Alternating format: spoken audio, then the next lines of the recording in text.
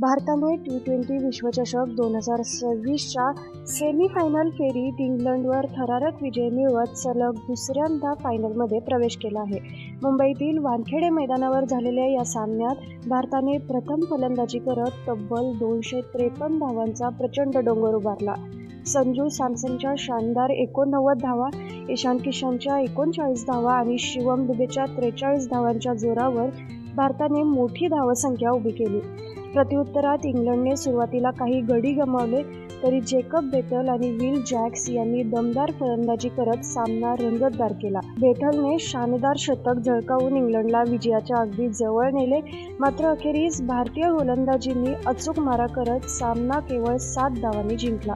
या थरारक विजयासह सूर्यकुमार यादवच्या नेतृत्वाखाली भारताने फायनलमध्ये धडक मारली असून आता अंतिम सामन्यात भारताचा सामना न्यूझीलंडशी होणार आहे. तर क्रिकेटप्रेमींसाठी हा सामना अत्यंत रोमांचक ठरणार आहे.